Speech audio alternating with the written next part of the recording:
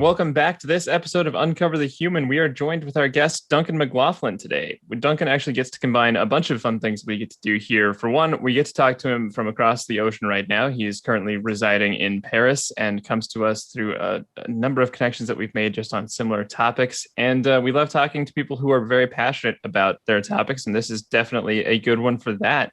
Duncan, we first of all, welcome to the podcast. Thanks.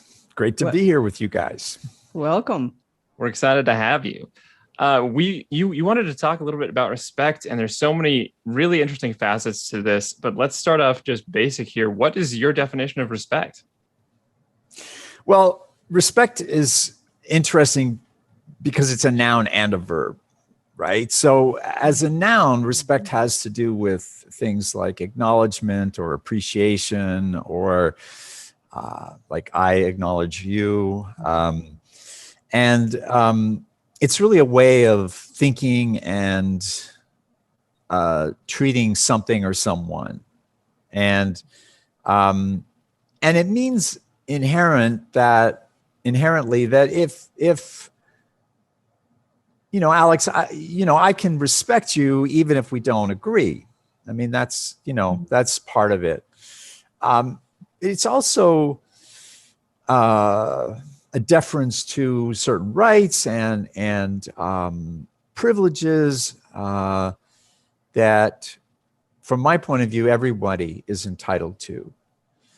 And the verb part of that is to hold those things as sacred, to hold those things in esteem and to honor them and to show regard for and consideration of those. So that's the action part, that's the verb part. And the reason that I'm so passionate about it, and people can define it in different ways, the thing about respect is that, it for me, it's a way of distilling so much of the conversations that we have both individually and in organizations about things like engagement or the employee experience or retention or recruitment or professional development or where do we work now? Or, what used to be called the future of work. And it's still, as we record this, I think it's going to continue to be a topic. I think that the combination of artificial intelligence and the human connection, the unlocking the human, the focus that Christina, you and Alex both are so passionate about, and how those things meet. And so I think that respect is a way of distilling or a lens through which we can look at all of these things. And I think that fundamentally, one of my areas of expertise is diversity, equity, and inclusion and belonging. And I think that a lot of times that work, which is so vital because it is about respect,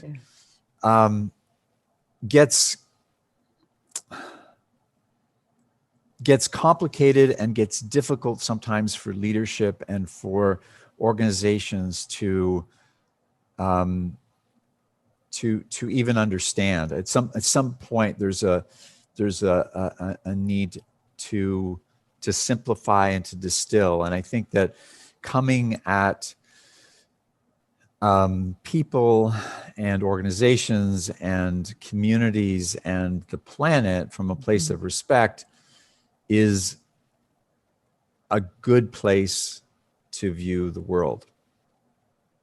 We talked a little bit on a previous episode. We did working with other people who've done some of the diversity, equity, inclusion work. And a lot of the thoughts we had around that were that it really becomes like a mindset change that you have to do. And I really love what you've defined here with respect being like a mindset. It is the lens through which you see the world. And it's such a great distillation of one of the core pillars of being able to do something like DEI work or just having a more shared, open community. And when we start from, one of the challenges also, quite frankly, is that we have these systems that we all exist in, because we all exist in an ecosystem. And that system does, support some people and doesn't support other people. If we're talking about social justice, if we're talking about racism, if we're talking about homophobia, if we're talking about any number of issues that people deal with because they're not the ones in the position of privilege. They are not the decision makers necessarily, and they were not the system designers. But if we think about organizations, and in this world of uncertainty and change, and where there's so much emphasis being put on, okay, so how do we do this better? How do we build back better? How do we recreate our organizations so that they really are human centered? If we want to do that, I mean, we have to acknowledge not everybody wants to, but we think that ought to be a goal. But to say that we need to design organizations, structures, policies, actions, strategic plans, virtually everything from a place of respect. Yeah. And so if we have that mindset, thank you, Alex, for that mindset. If we have that mindset doesn't have to be really complicated. Mindset doesn't have to be, oh my God, I've got to make this big shift and learn all these new things. I think back to, some of it has to do with, frankly, the culture that we were raised in and what the norms were. And one of the things just a simple thing that my mom, always said to me was, and this is not the full expression of respect, but she said, treat people with respect. If you don't have something good to say about them, don't say it. Don't say anything. Yeah. So I think that there's a mindset, and I think that there's this lens through which we can look at everything. And I think that we need to be able to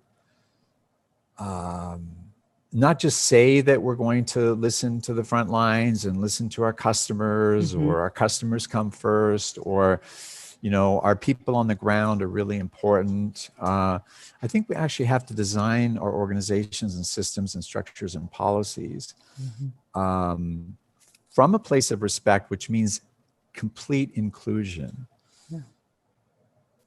I love what you said about it being mindset's not needing to be huge, because I could feel internally that was clearly an assumption that I had. Like, you're like, well, a mindset change doesn't have to be like, let's go change everything about how we're thinking about everything. I think even internally, I definitely had that assumption. But I love the idea also about system building.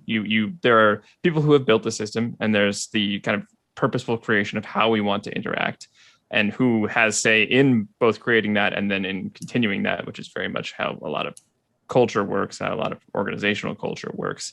So I'm curious, from your perspective, how times you've seen either well built on respect, cultures that are doing well with that, or something that is not built on respect, maybe just different instances either way.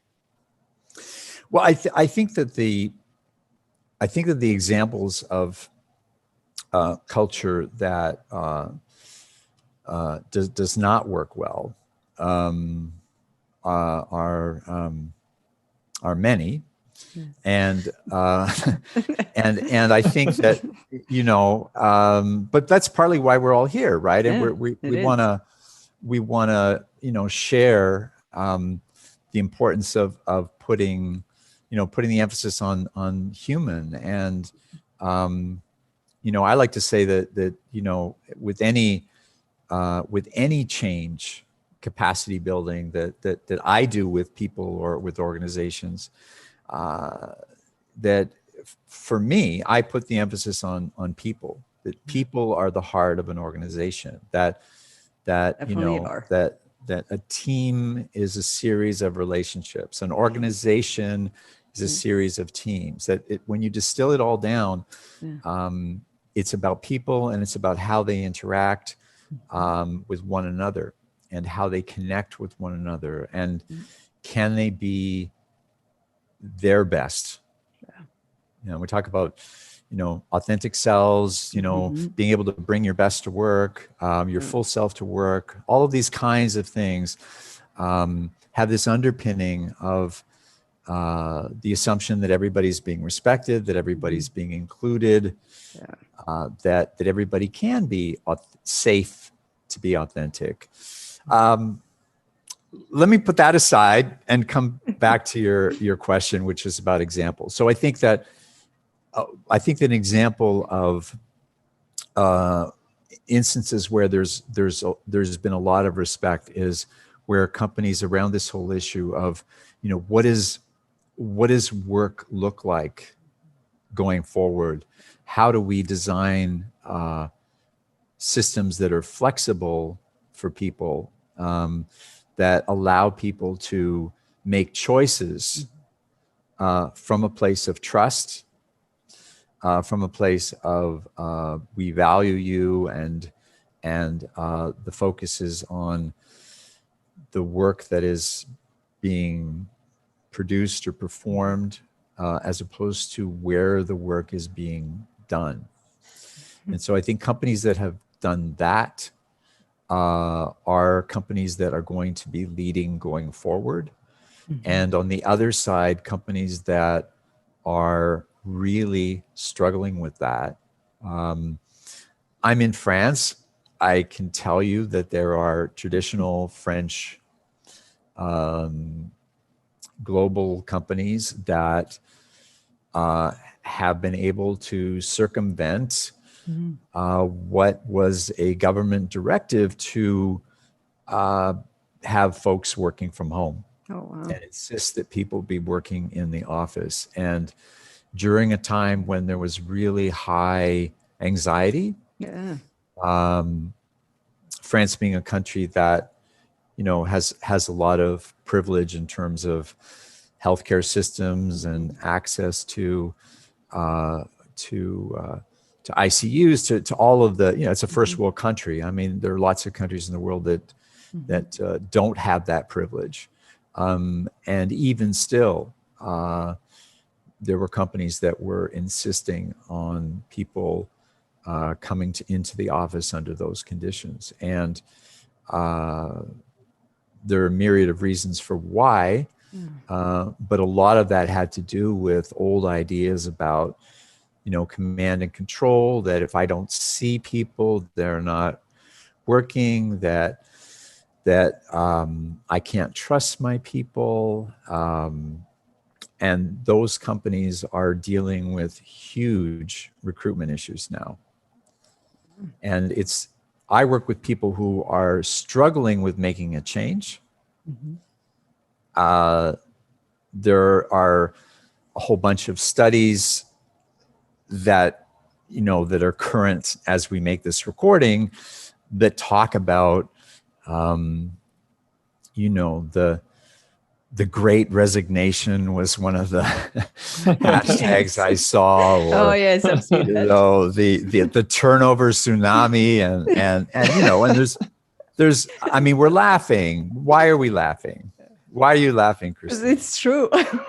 Because it's true. Yeah, because there's so many surveys out there and data that shows that, I don't know, it's anywhere between, depending on who's the survey giver, and when you read it, anywhere between 30 and 70% of people have responded that they will find a new job if they're forced to go back into the office 5 days a week, or not included in the conversation of what the return to work is, which to us, it's a big thing, especially coming from the people side of change and of consulting, is like all it takes is including the people.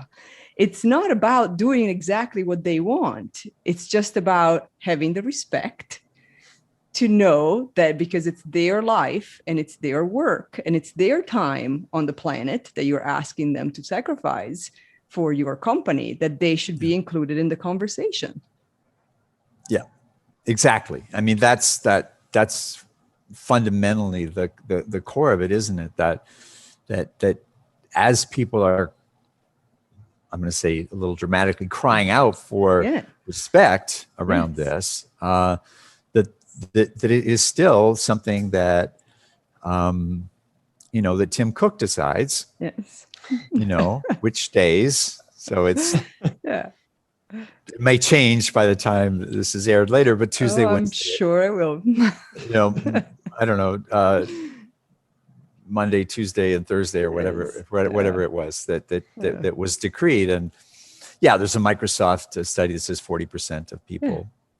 I think that what I see is that in addition to that is that it's one thing for people to say, I'm so fed up, I feel so disrespected, I feel so not listened to, that I am, and this is the thing that I actually feel emotional about this.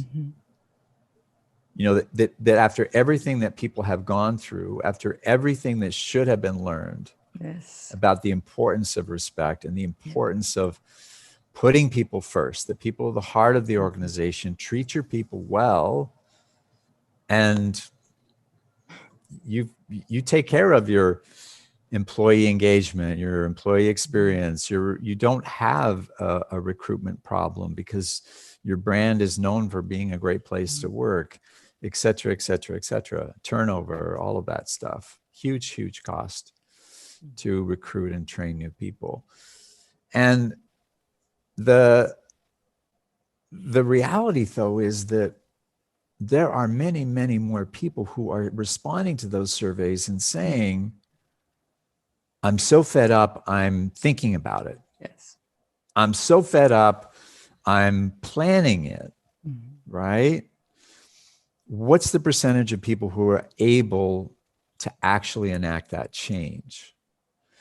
And I would suggest that it's a lot less than those big numbers that we're seeing, like the 40% globally, according to Microsoft, for example, or the 60%. There was something from Bloomberg. There's been a bunch of them. They all have the same outcome, right? The significant number, the majority in some cases. So that's the part that really, that's the part that hurts to me. That's the part that really, in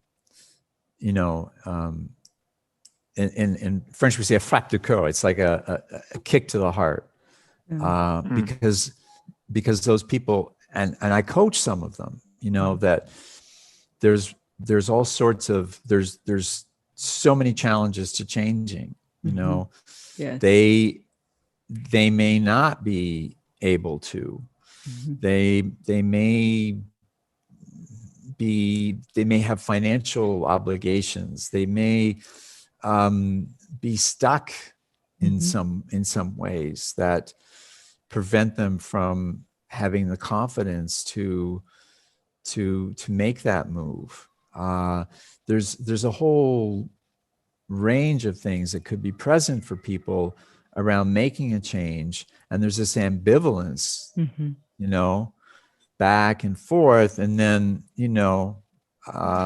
something shiny is dangled in front of them to make them stay. But we have a huge problem collectively. We have a huge problem because all of these percentages of these surveys, if it was just one, we could dismiss it, but these surveys have been replicated, and we know it from our work, and we feel it also. What's heartbreaking about it is the fact that while I agree that the people that will actually leave are a much lower percentage than the people that are saying they would. However, even before the pandemic, some of the work on the surveys and on the statistics on employee engagement shows that there's passive leaving, there's being disengaged while being there. So yes, you pay my paycheck and I'm sitting here in the little chair that you want me to sit in so you can look at the back of my head all day long, and I'm doing nothing. I'm not productive. I'm not engaged. I don't solve problems. I don't innovate. I don't do teamwork, at least not at the level that I would like to be. So it's anywhere between I'll give 5% if that gets me by, I'll give 50 if that gets me by.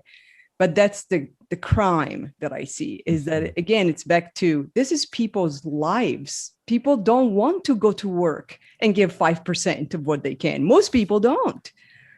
They want to be able to give 100% or 200%. And so, yeah, you may have bodies, but they're bodies. You get huge lack of productivity. You get mistakes. When you look at the statistics of anywhere between 80 to 85% of people are somewhat disengaged at work, think of going into the ER for heart surgery, and you look around and 85% of the people around you are disengaged. Come on. And then you can get that percentage that's not only disengaged, they eventually become detractors, right? It's not just less productivity than could be. It's starting to negatively affect either other people on the team, or it's starting to pull from the whole attitude. And actually, I love, Duncan, you were talking about earlier change capacity in this regard. Like how much are people able to change? How many of that 60% are able to deliver on their hope that they would want to leave? Change capacity is a huge portion of that. And you even mentioned like confidence in that portion, which brings up this other interesting aspect of respect we haven't discussed yet, which is self-respect, right? How much do you value your own time and confidence in this? So I wonder if you have just thoughts on the self-respect portion of this. Yeah, I do. I do, because I think that it all starts with us. I think that it starts with our own self-awareness, our own self-care, our own self-respect. And that is like everything. I often make references to ecosystems, because I really think that nature gives us a lot of really vital ways of understanding the world. And I've also been privileged to have been exposed to indigenous cultures and ways of looking at the world, which are different than the sort of white European way of looking at the world, which are very much more in alignment with the ecosystem and the environment. And I think that while it starts with us, and a lot of my coaching experience over the years has been, in fact, working on that element of it. But it is in many ways influenced by the ecosystem that someone exists in. And we can talk about burnout and toxic work culture, but we can also talk about systemic racism. We can talk about trauma. We can talk about homophobia. We can talk about any number of things that people have been that people have experienced, that influence how they think about themselves. So a personal example of that is I identify as gay, and I grew up gay in a straight world, and I experienced bullying and assault, and I learned that it wasn't safe for me to be my authentic self. And there are ways in which I learned that I wasn't okay as I was, and that at that time, it was illegal. Homosexual acts were illegal, and it was a psychotic illness. So I'm dating myself a little bit. This is in the North American context, by the way. So that meant that I was trying to come to terms with my sexuality before 1991. And when those things changed in Canada, where I was living at the time. So what happened for me was that there were ways in which I didn't and couldn't respect myself because I had been conditioned to believe that who I was wasn't good enough. And so there were all sorts of things. There were eating disorders. There was drug abuse, and there was mental health issues that came from that, and it's a long list.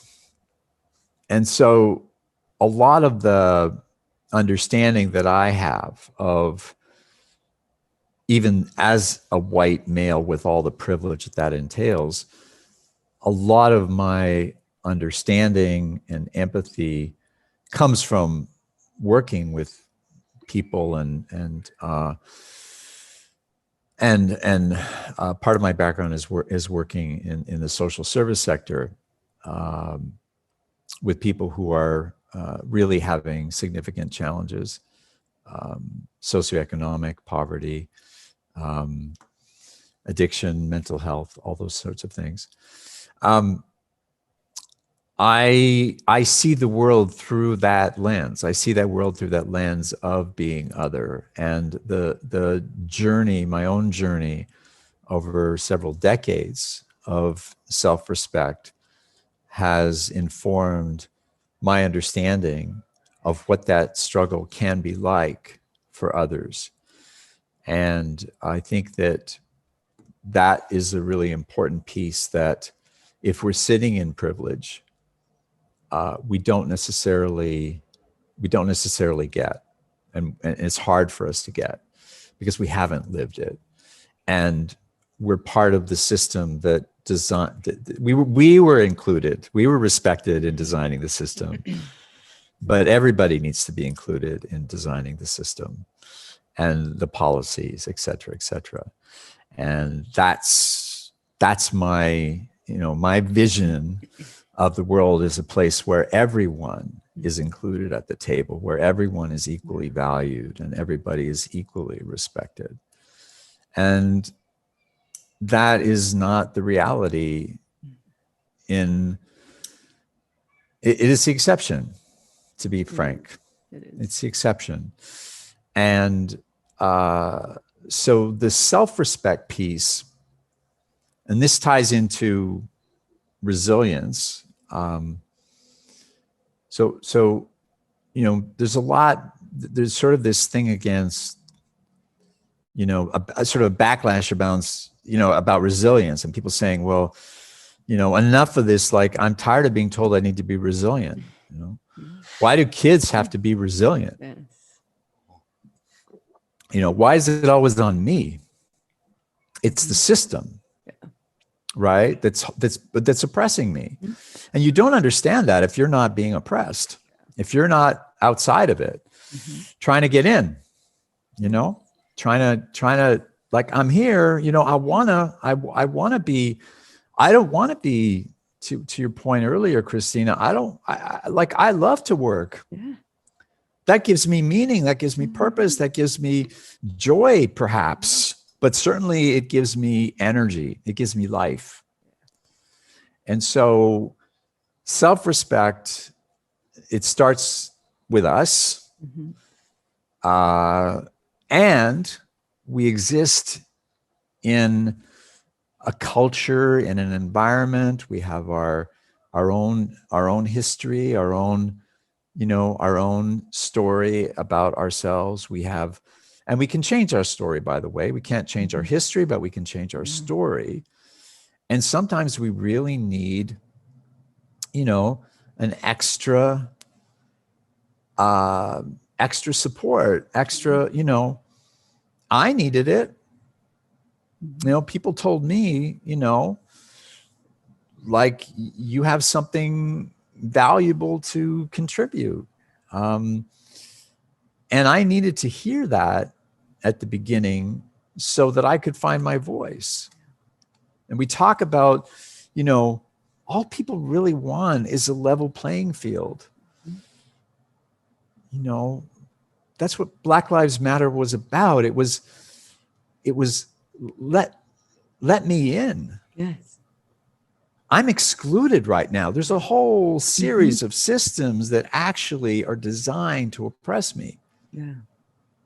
I don't want special favors. I just want a level playing field so that I can be my best self. Really like how you defined both in being included at the table and that idea of like being on the outside. Because for one, we talk about a lot of conversations of we want everybody at the table so we can have a little bit more everybody has their viewpoint more expressed. And I liked how you said it because it made me think of how these systems are created. You were saying that you know, as white men, you end up being part of, essentially you were respected in the decision making. I liked how you put that. Like it was, you were respected in the and your opinions were respected in the creation of the systems that were in place. So it becomes an interesting way of thinking about how to include other voices, because it's more about respecting the other viewpoints. You will not get there if you don't know the other viewpoints, which is why it's important, usually physically, to have those represented at the table.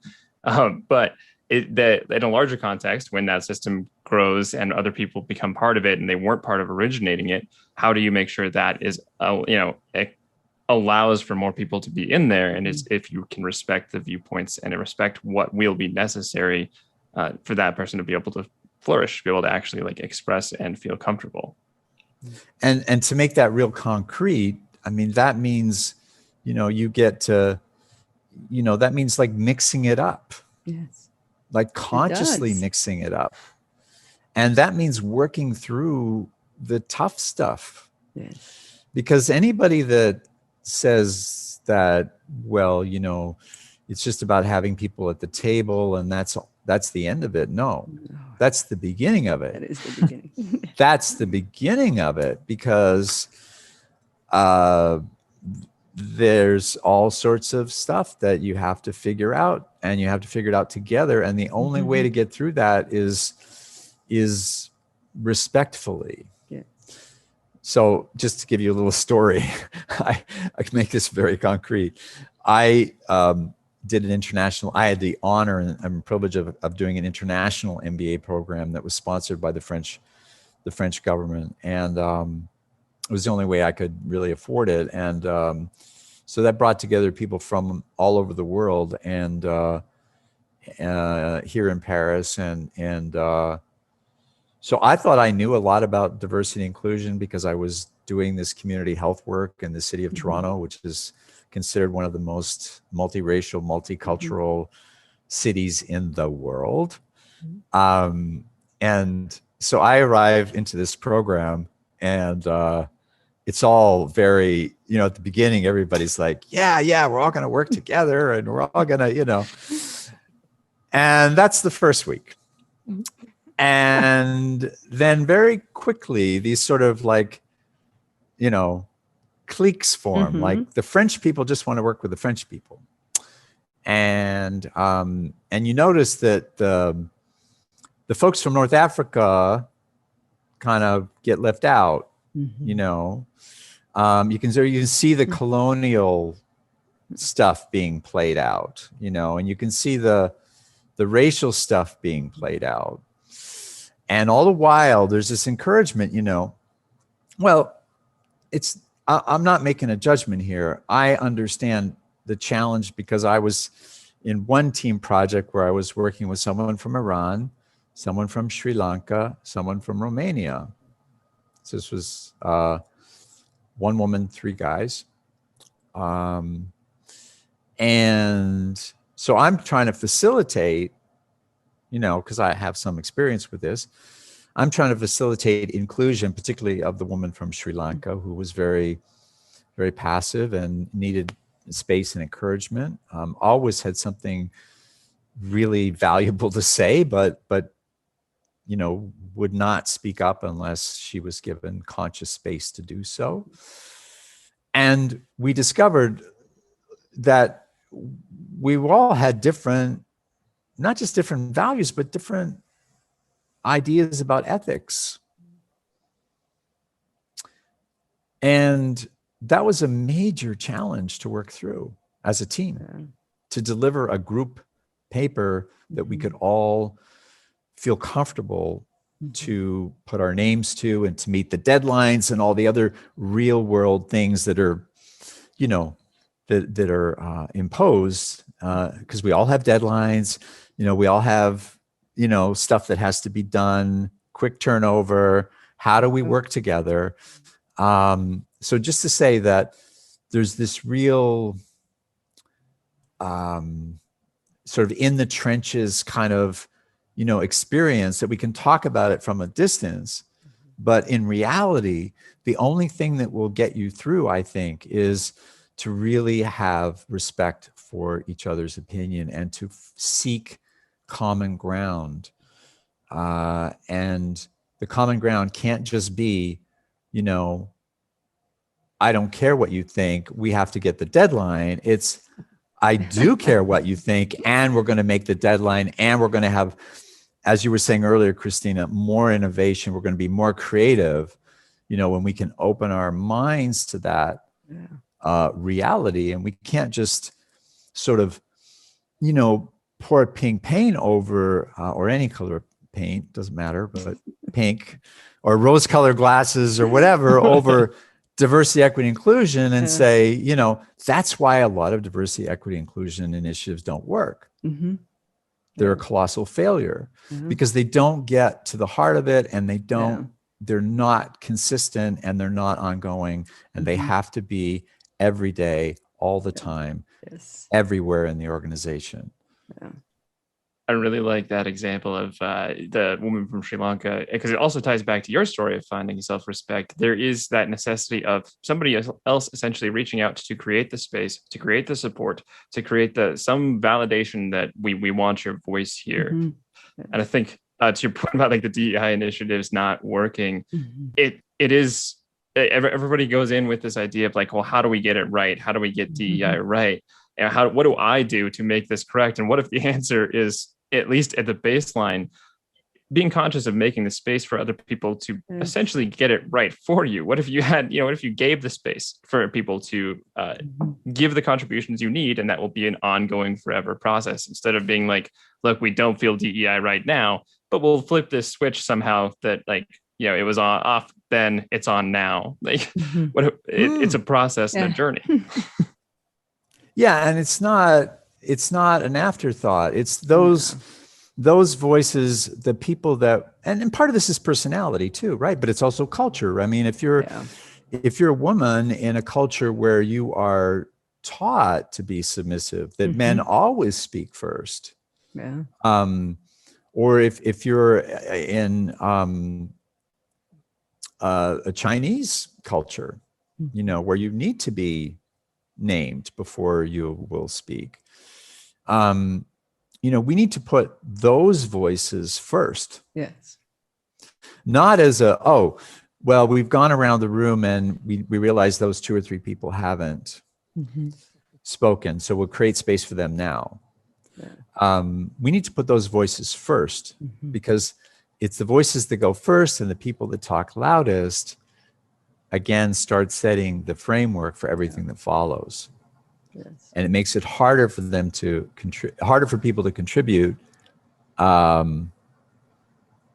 remember this in my own dinner table, frankly. Not a happy memory. It's like everybody else, and then I'm like, you know, I'm over here, you know.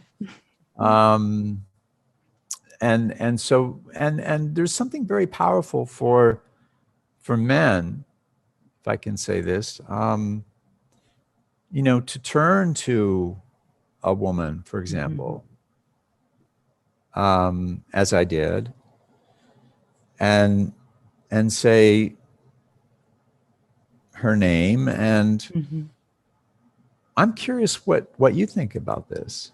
Where do you think would be a good starting point for us? I mean, it doesn't take everybody. That's modeling. That's sharing privilege. That's recognizing that, you know, that's something that I can do, and that I want to do, quite frankly. It does take awareness of there needs to be inclusion and there isn't. And it's not just on her to speak up and get louder so that we can turn around. I mean, having been a woman in the consulting and tech industry, and very often the only woman in the room, it's like, yes, I can get loud all day long. And the rooms that I've stayed in are the ones where I don't have to get loud, because there are individuals like you that actually ask for my opinion first or second or at all.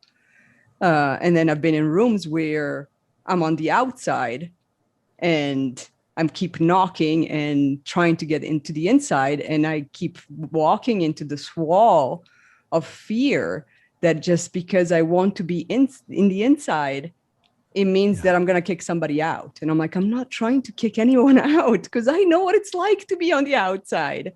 Yeah. There's room for everybody. It's not a finite space, but there's such a big treatment that it's a finite space. If I let you in, it means I'm going to get kicked out or somebody else is going to get kicked out. So you know what? Stay quiet in your corner. Let's prohibit you from talking to people. Let's exclude you from meetings. Let's put you on the outside, and then we'll call you when we need you.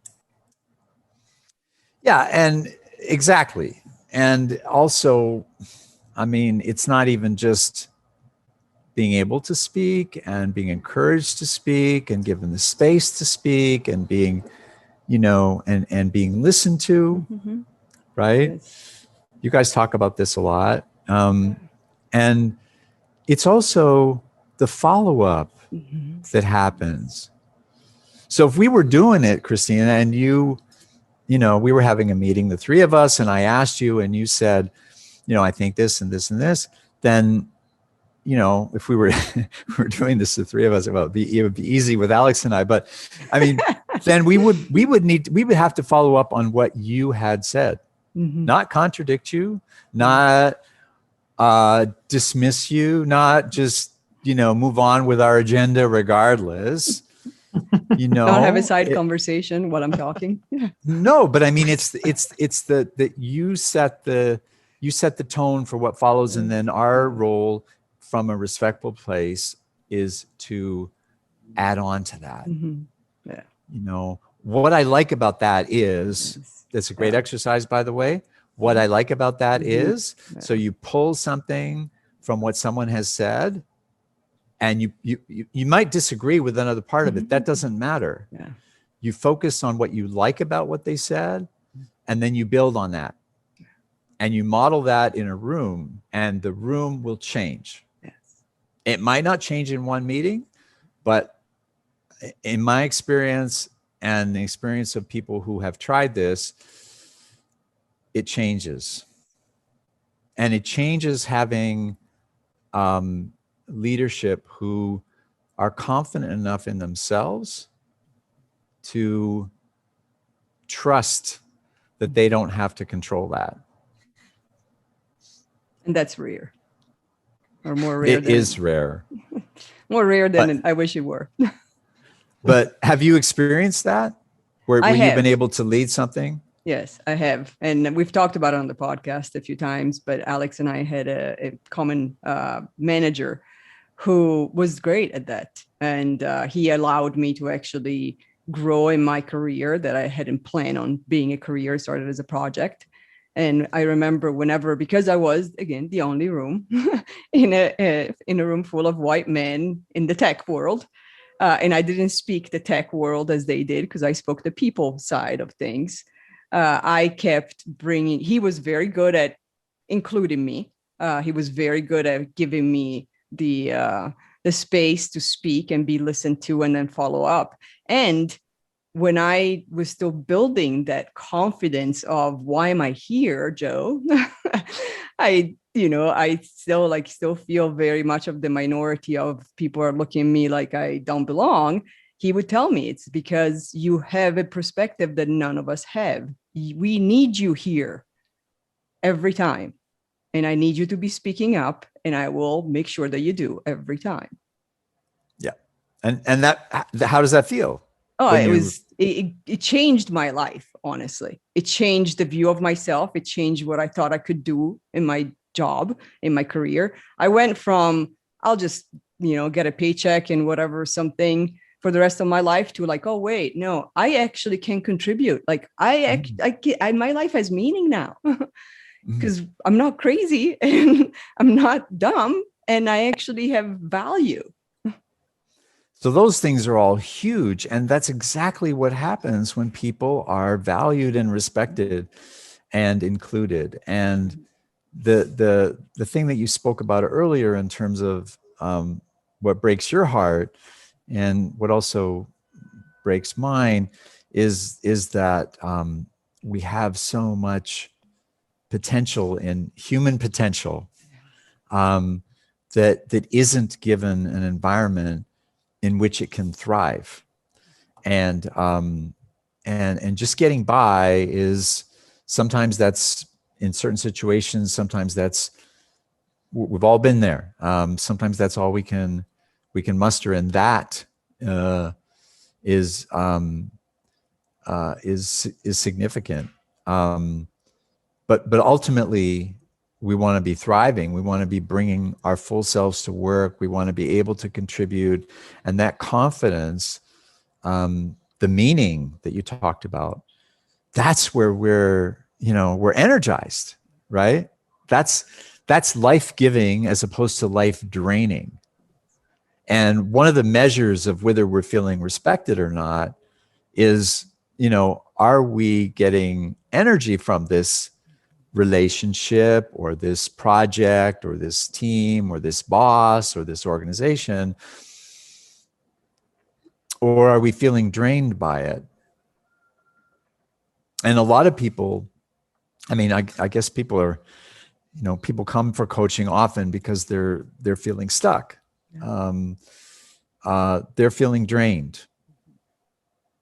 They're feeling drained. The pandemic has already been hard for people in different ways.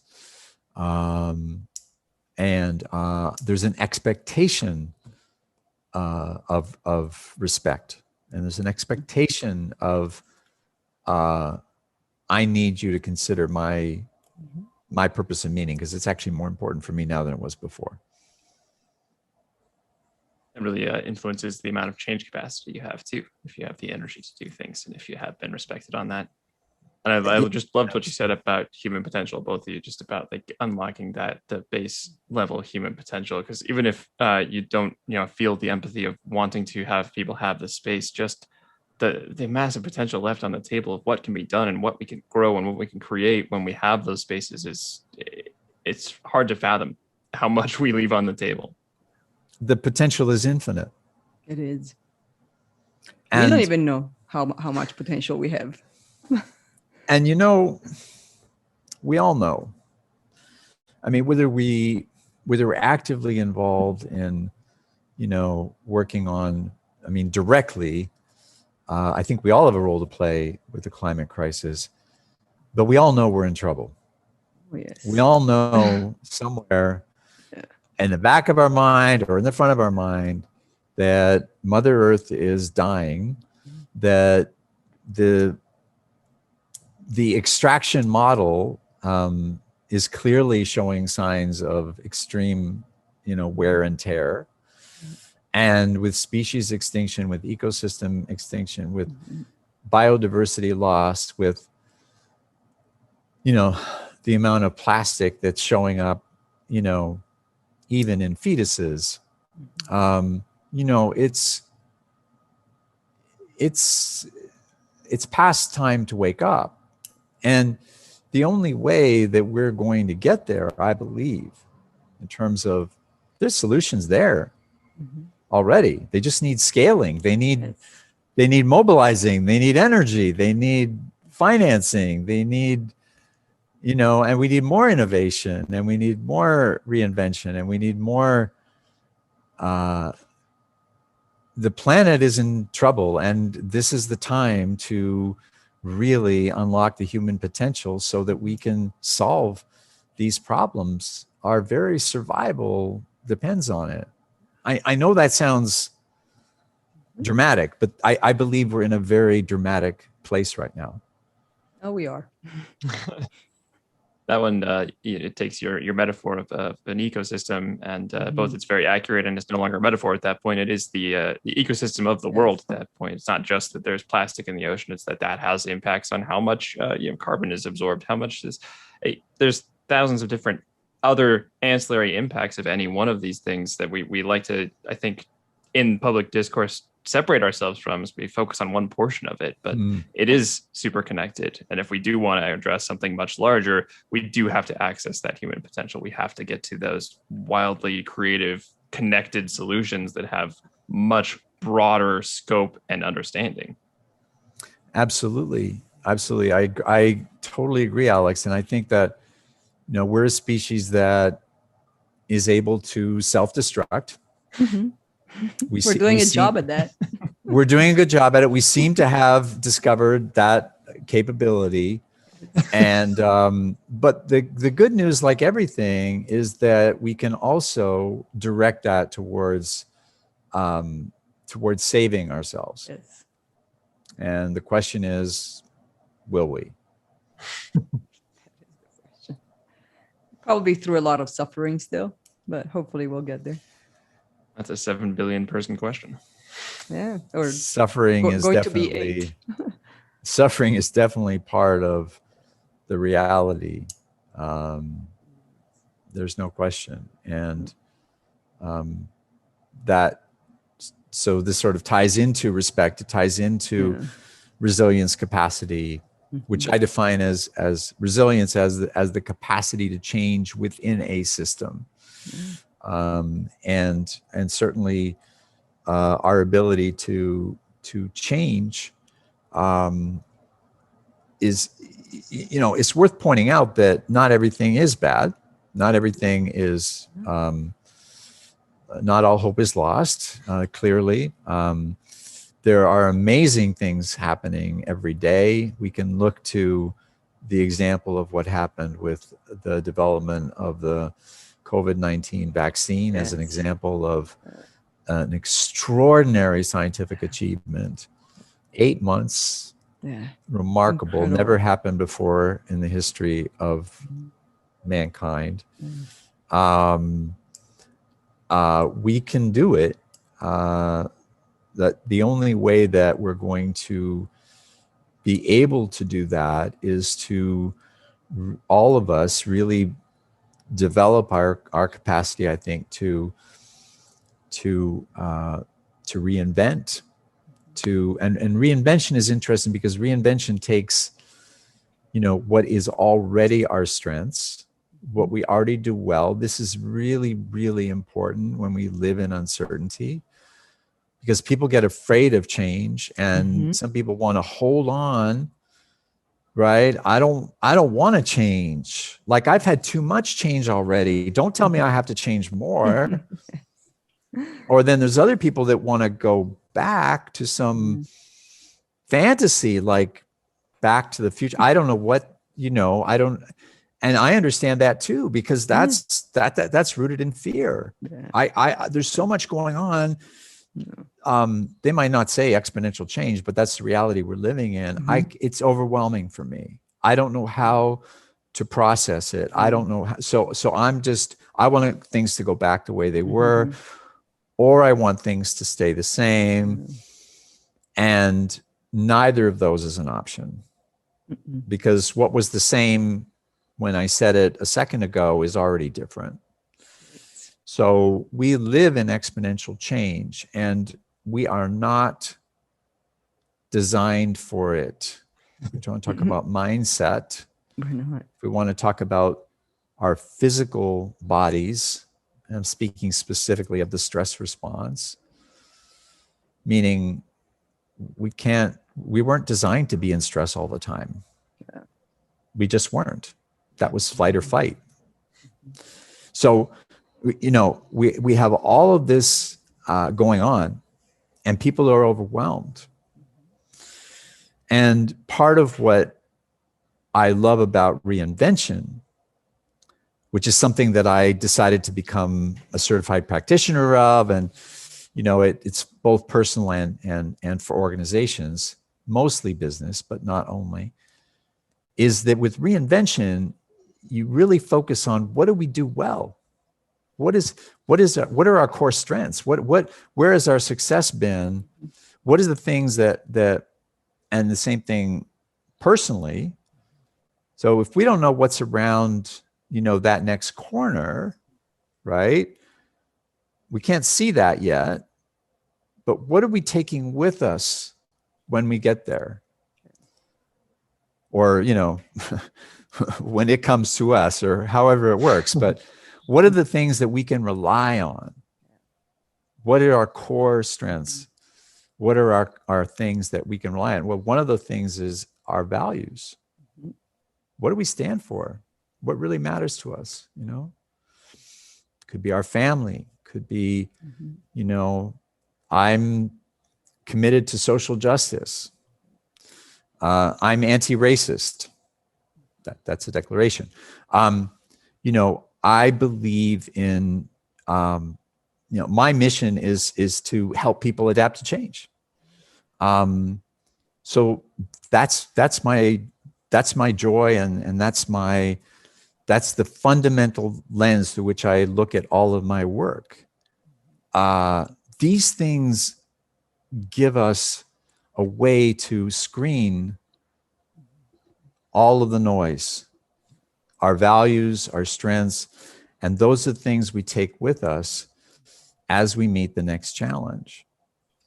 And reinvention is a whole systems approach to anticipating change, designing change, implementing change. And I think it's a systems approach that we need for ourselves because we are holistic ecosystems in and of ourselves. And the good news there is that, if I start my day, if I do mindfulness practice in the morning, if I do a bit of stretching in the morning, that was part of my morning today. That's part of my morning routine. I don't do it every day, but on the days when I do it, everything else works better. I make an intervention in one of those areas, meaning physically, mentally, emotionally, or spiritually, then I am creating a positive spiral of self-respect and self-care that will help me be more of who I am meant to be, which is to help other people increase their change capacity. So it doesn't really matter what we do. We all have interests and passions, but it does very much matter that we are all engaged in a process of self-awareness and self-discovery and self-care. Couldn't agree more. I would say, it's well-being for well-doing. Whatever our well-doing is in the world, we need to be able to show up for other people, whether it's our kids, whether it's our friends, whether it's our family, whether it's our clients, whether it's our work, our organization, our community, whatever it is. That's a responsibility, I believe, that we all have. And the benefit of acting on that responsibility, taking that seriously. And it's hard to change habits. It's like I said, it's not about perfection. It's about, doing the best we can each day. And even if we don't do the best, that's okay too. That's also part of, being respectful to self. It's like, it's saying, well, because doing your best can be a bit of a tyranny also. Yes. Well, it's okay. It's okay, Duncan, if you didn't do your best today. Tomorrow's a new day, and off you go. So that's what I try and, impart to everyone in terms of encouragement and we're all needed. This is such a critical, urgent time, and we need to make, we need to do the best we can, and in terms of making our contribution, and sometimes insisting when we know who we are and what we're here for, Yeah. then that imperative is like we have to. Mm-hmm. I don't know about you guys, but that's how I feel. I feel like I agree. it's taken me a long time, relatively. It's taken as long as it needed to take. Yes. But it's so clear now. It's so clear now that I can't not do it. Yeah. I would fully agree with that. one of I those- love well-being for well-doing. That's a great way to look at it. Because we are part of the ecosystem. It's not just about others. It's about us as part of the others, as part of everything. And I know you've touched on it in many ways and in many definitions. One of the things that we like to ask our guests is what your definition of authenticity is. Authenticity is being the best version of you. To be more of who you are, to ultimately be fully who you are, right? And that's the journey, I think, of life. I don't think that it is a fixed status. I don't know, maybe you graduate at some moment and you reach complete authenticity, but I just feel like I'm a work in progress, and my goal is to be more of who I am, to bring more of who I am, to fulfill my meaning, and that is authentic. Love that. Great way of putting it. I love the journey version of it. Yes. And it plugs in well to our final question for you here, which is, how do people find you and what's the work you're doing? I bring that up because I know one of the things you're doing is the Be More You initiative. Yes. So the Be More You is the company that I have that provides services for coaching and consulting, as well as communications, but mostly focusing on coaching. The best way to reach me is probably through LinkedIn. I have there's also a website which is called appreciativeheart.com, and appreciativeheart.com focuses on my diversity, equity, inclusion work.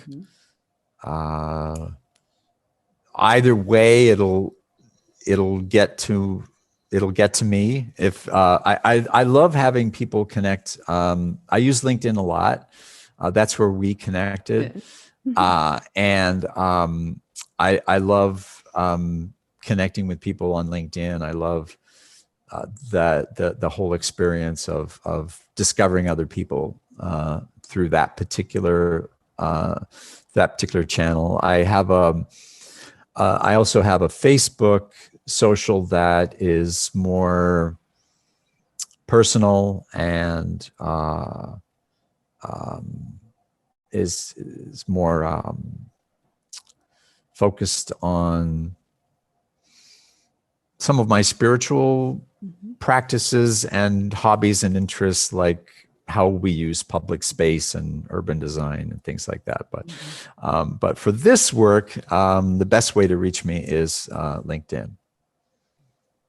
That's fantastic. Thank you so much for joining, Duncan. This is a super interesting conversation about respect in so many different aspects of it. Thank you so much for just putting so much thought into this and for joining us. Yeah, thank you. You're welcome. It was my pleasure, and it's just all it's all free flow. I'm just showing up. So happy to show up and be part of your podcast, and it's a great initiative, and I am grateful and honored to be part of it. So thank you. Thank you guys so much, and thank you everybody for listening. Thank you, everyone. Thank you, everyone.